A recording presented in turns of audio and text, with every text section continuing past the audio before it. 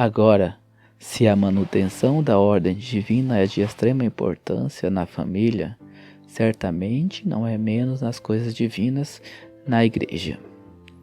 Em toda parte nas Escrituras isso é insistido, e há várias seções, por assim dizer, com respeito às quais uma advertência ou um ensinamento é concedido, isto é, quanto à adoração, ao ensino e ao governo. Temos mais de um exemplo notável das consequências de negligenciar a ordem de Deus na adoração. Depois que Davi foi estabelecido em Jerusalém como rei sobre Judá e Israel, ele desejou trazer a arca do Senhor Deus, pois disse ele: pois não temos feito caso dela nos dias de Saul. 1 Crônicas 13:3. O desejo estava correto, o fruto de uma verdadeira piedade, que procedia do próprio Deus. Mas, mesmo os desejos que são produzidos pelo Espírito de Deus em nós, devem ser expressos em canais divinos, em obediência à palavra.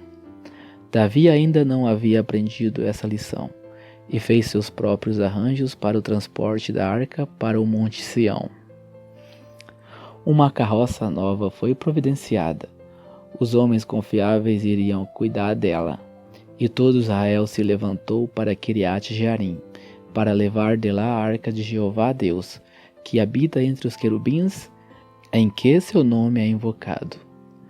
Foi uma ocasião de grande alegria, e enquanto Davi e todo Israel se regozijaram diante de Deus com todas as suas forças, com cânticos, harpas, saltérios, tamborins, símbolos e trombetas, pouco eles previram que o brilho ensolarado de sua alegria seria obscurecido tão cedo pelo julgamento de Deus. Levar a arca ao Monte Sião foi uma coisa louvável, mas se deve ser feito à maneira de Deus. Ele havia dado instruções especiais em sua palavra sobre como a arca deveria ser transportada. Números 4.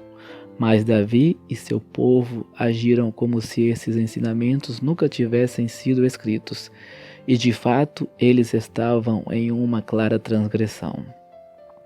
A consequência foi que Deus entrou e os julgou, porque quando Uzá estendeu a mão para segurar a arca, que ninguém, exceto os sacerdotes ou levitas, jamais tocaria, a ira do Senhor se acendeu contra Uzá, e ele o feriu, porque estendeu a mão para a arca, e ali morreu diante de Deus.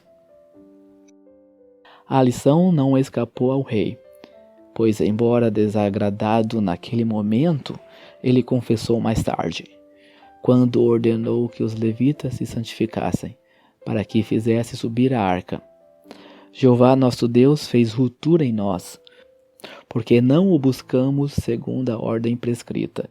1 Crônicas capítulo 15, verso 13.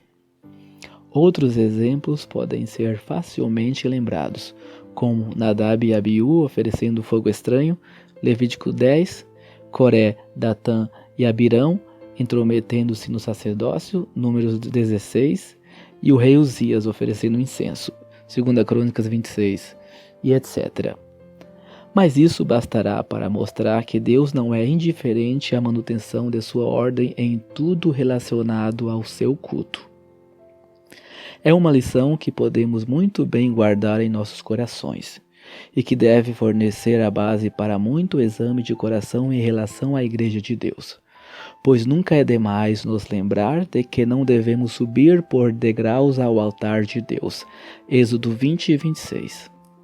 Nada deve ser adotado por praticidade, conveniência ou adorno em sua adoração. Os verdadeiros adoradores devem adorá-lo em espírito e em verdade. Esta é a única ordem prescrita desta dispensação.